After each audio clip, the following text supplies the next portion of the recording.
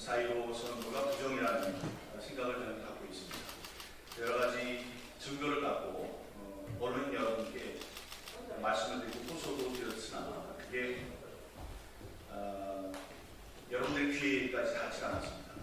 그래서 지난해 5월에 소송을 제기한 이후에 넉 달 동안 아스팔트와 그리고 소통관에서도 여러 차례에 걸쳐 그 4.15 선거의 정황을 제가 말씀드린 바가 있습니다. 그러나 그 한계를 미치고 지난해 9월 미국으로 와서 미국의 백악관과 의회, 대법원 또 UN 본부 앞에서 1인 시위를 하고 기자회견을 하면서 한국에서 일어난 부정선거 실태를 미국 조야에 알리기 위해 노력했습니다. 그리고 그 교포 여러분들께도 국내의 소식을 전해드리려고 노력했습니다. 그러면서 제가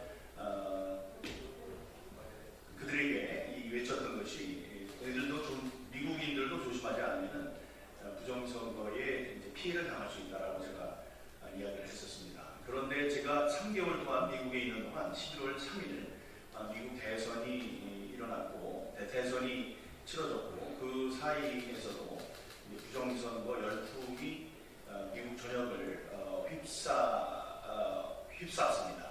네, 그런 상황에서 제가 이제 3개월 되던 때에 한국에서 재판, 검찰, 경찰이 이제 저를 원하는 사람들이 많아서 와서 집시법 위반 등의 이제 혐의로 조사를 받기 위해서 집시비국을 했었고, 그다음에 제가 우리의 목소리만으로 여러분들을 설득시키고 호소하는 데는 한계가 있다고 생각을 해서 국제조사단, 국제검증단을 만들었습니다. 다국적 검증단인데요. 영국에 있는 웨스트민스터 파운데이션 for Democracy라고 WFD, 또 미국에 있는 카터 센터, 또 UN에 있는 이 선거 감독 관리하는 그 부서들, 이런 데서 단연간 전 세계에서 선거 시스템을 감시했던 NGO 단체 전문가들과 함께 한국의 4.15 부정선거의 실태를 판단받기를 원했습니다. 그래서 그분들과 함께 국제 보고서를 만들었는데요. 바로 이것입니다. 이게 지금 그 두 권 660페이지짜리의 Election Fraud South Korea 2020 대한민국의 부정선거라는 이 두꺼운 책들을 이렇게 제가 만들기에 이르렀습니다. 이게 두 권 모두 660페이지에 달하고 한국과 다국적 전문가들의 저서, 그러니까 보고서들이 총 망라되어 있습니다. 그 관련해서 일단 제가 준비해온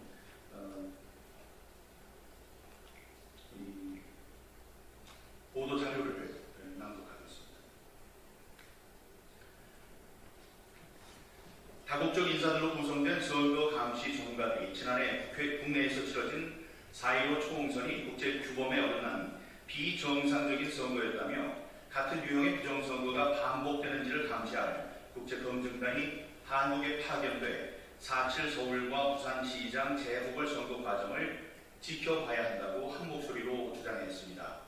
국제검증단은 대한민국이 UN 총회의 시민적 및 정치적 권리에 관한 국제규약 등 다수의 국제기구와 조약에 서명 또는 비준을 한 상태로서 관련된 국제기준을 준수해야 할 의무가 있다며, 이 같은 국제기준에 맞춰볼 때 지난해 4월 치러진 총선은 여러 면에서 국제적 기준에 부합하지 않는 부정선거라고 지적해 국제사회 파장이 예상됩니다.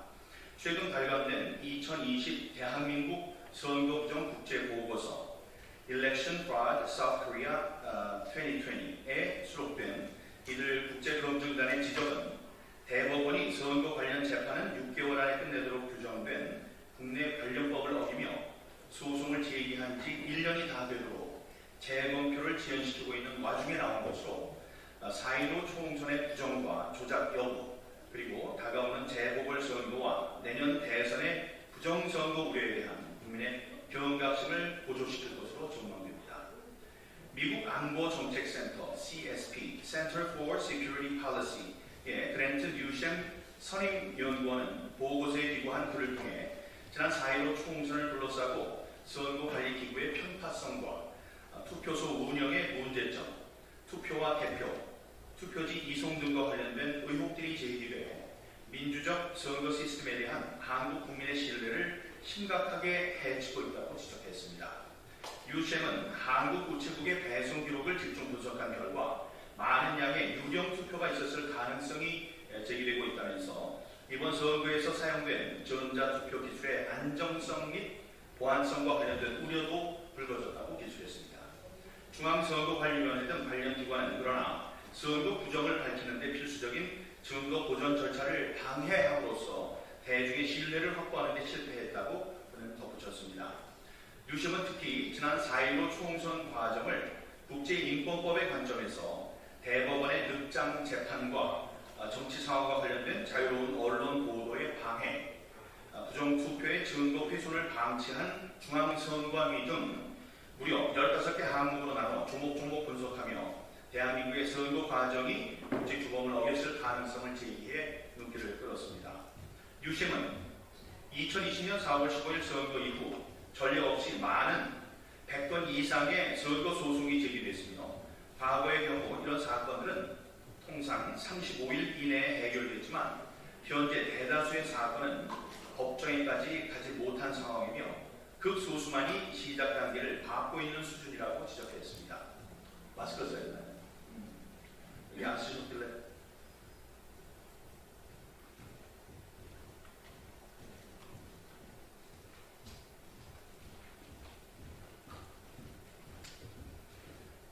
유심은 재판이 지연되는 것은 선거 이후 소송을 통해 이의를 제기하고 재판부의 판단을 받을 수 있다는 국제인권법이 명시한 권리를 위반하는 소지가 있다며 이런 권리는 진정한 선거가 공정하게 실시되며 정당하게 받아들여지도록 하기 위한 전체 선거 절차의 핵심이라고 밝혔습니다. 특히 문제 제기가 적절하게 받아들여지지 않거나 아예 받아들여지지 않는다는 것은 유권자의 자유의사를 반영한다는 선거의 원칙을 약화시키는 것이라고 강조했습니다. 콩고공화국과 요르단, 기니, 레바논 등 제3세계에 파견된 EU와 미국, UN 등의 국제기구에서 선임 행정관직을 수행해온 레바논 국적의 베테랑 선거 행정과 법률 전문가 사나디키 사이드는 선거 전 6개월 이내에 선거 제도와 관련된 주요 제도 변경이 있어서는 안 된다는 국제 규범과는 달리 한국은 선거를 불과 100여일 앞두고 제1야당이 강력히 반대하는 가운데 연동형 비례 대표 제도 등을 도입함으로써 여야 정당이 공정한 상황에서 경쟁할 수 없는 결과를 초래했다고 밝혔습니다. 사이드는 특히 코비드-19 사태로 인해 평소에 혜택을 받지 못했을 유권자들이 우편을 통해 원격으로 투표할 수 있게 됨에 따라 투표 결과가 조작될 가능성이 더욱 커지는 결과를 가져왔다고 지적했습니다.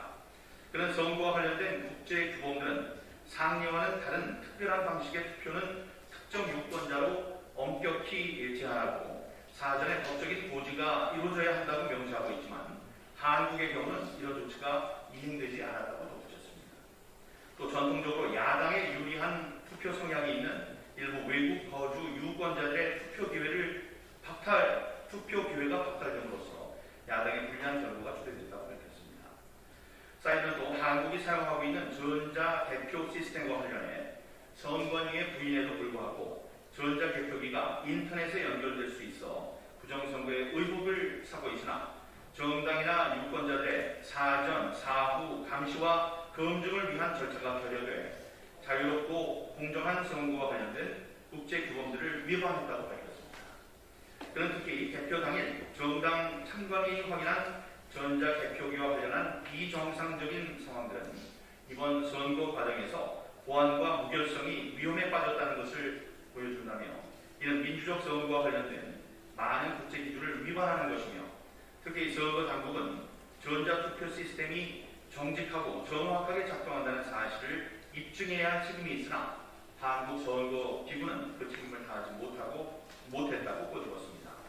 사이드는 결론적으로 국제사회는 한국의 선거에 더 많은 관심을 기울여야 한다며 공개된 정보를 통해 추측해 볼 때 지난 4.15 총선은 민주적이라고 여겨질 만큼의 충분한 신뢰성을 확보하지 못했다고 판단했습니다. 그는 국제사회가 2020년 4월 열린 선거에서 발생한 비정상적인 상황이 다시 반복되지 않도록 하기 위해 앞으로 열릴 한국의 선거를 지켜볼 필요가 있다고 덧붙였습니다.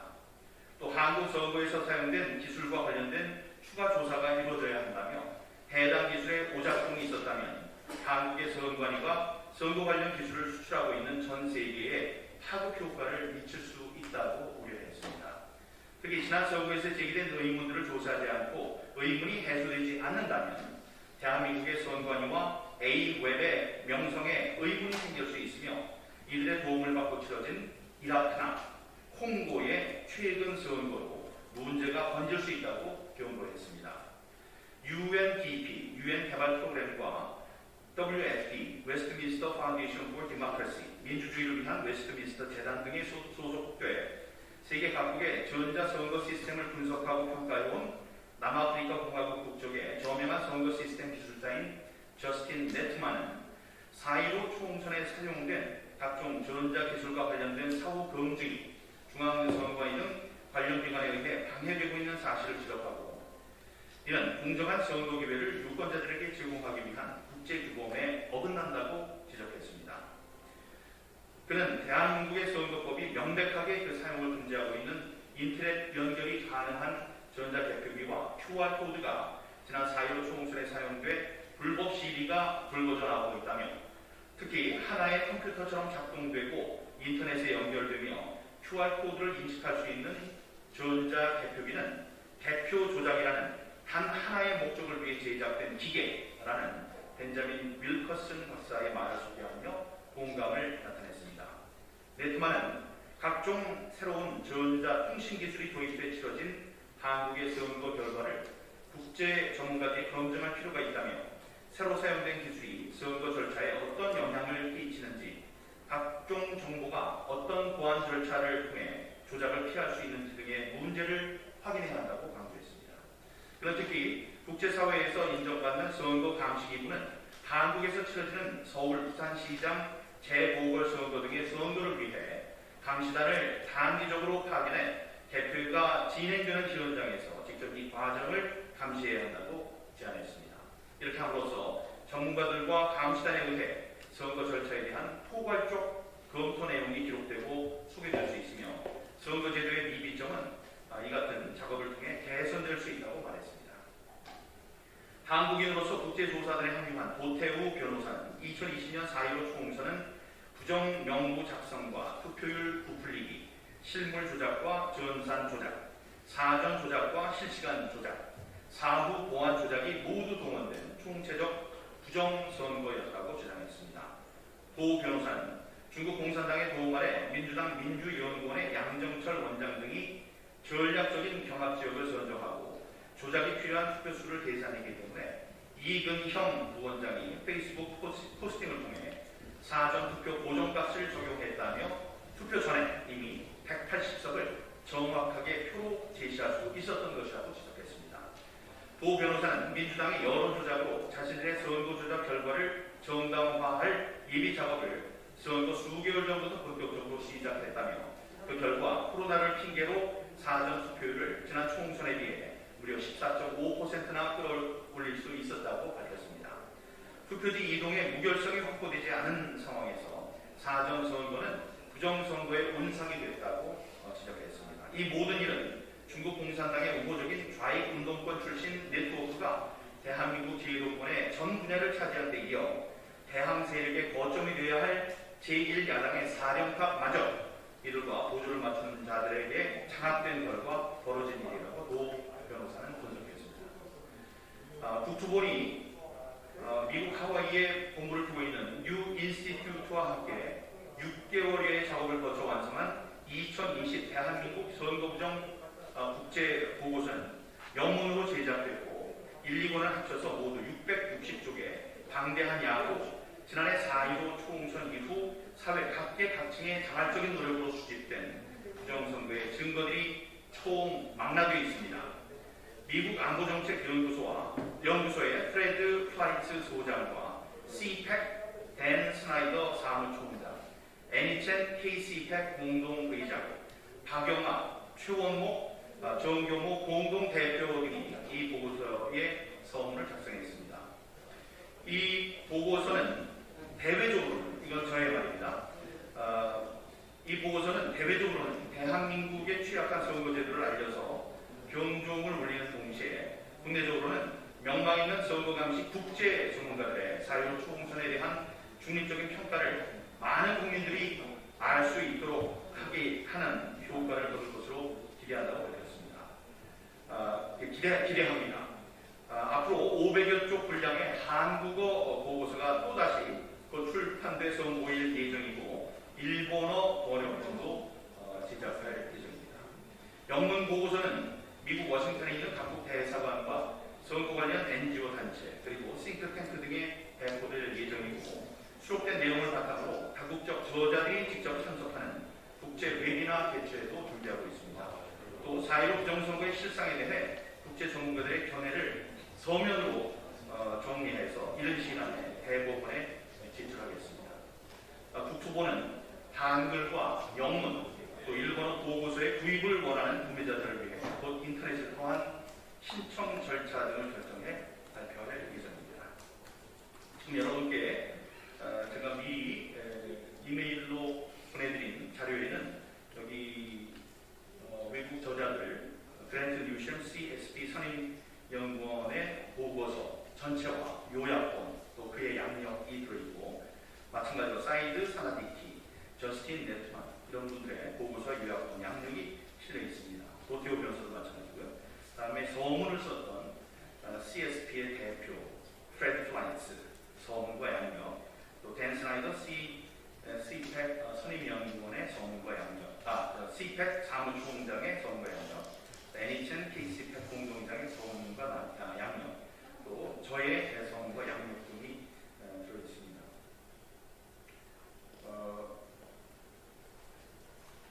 한 말씀만 더 드리도록 하겠습니다.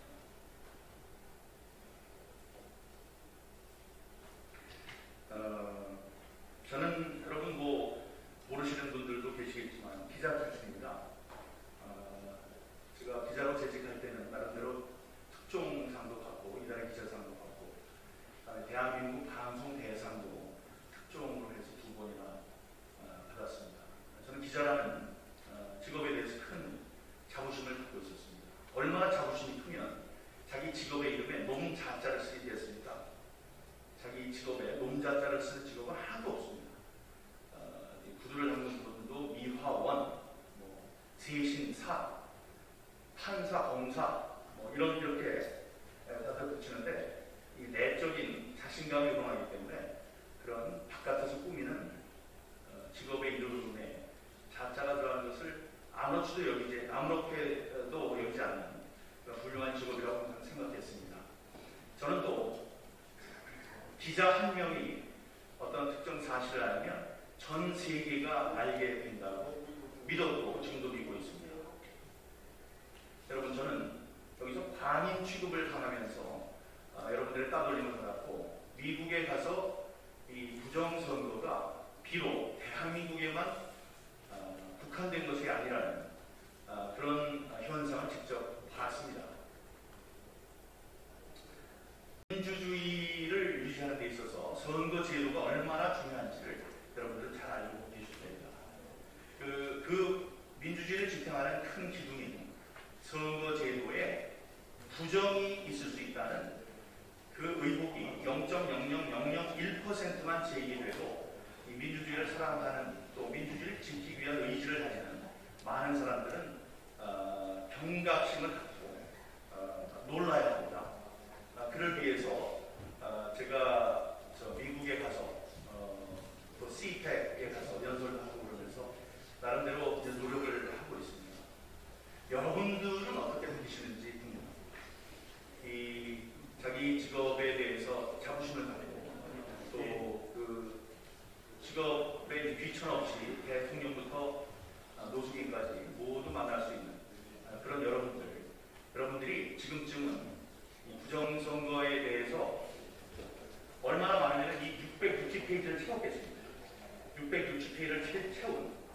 증거들 또 국제사회에 그 저명한 검증을 할 수 있는 위치에 있는 그 사람들이 어떤 생각을 갖고 4.15 선거를 판단하고 평가하는지에 대한 생각을 여러분들이 함께 해주셔야 한다고 생각합니다. 기자 한 분이 관심을 갖는다면 세계를 바꿀 수 있습니다. 여러분, 제가 미국에서 또 돌아다니면서 느낀 것은 제가 마치 광인 취급을 받았지만 미국에도 그런 사람들이 있고, 다음에 국제 금융단에도 저와 의견을 같이 하는 사람들이 있더라 하는 것입니다. 이분들은 저희들이 함부로 길 가는 사람을 붙잡아서 그 보고서 작성을 요청드린 사람들이 아닙니다.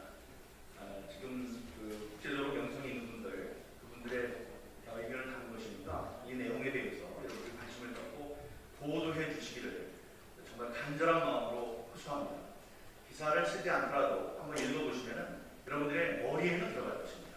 그러면 무엇이 참이고 무엇이 거짓인지, 무엇이 과장되고 무엇은 정말로 알고 같이 남는지에 대한 여러분들의 생각을 정리하실 수 있을 것입니다.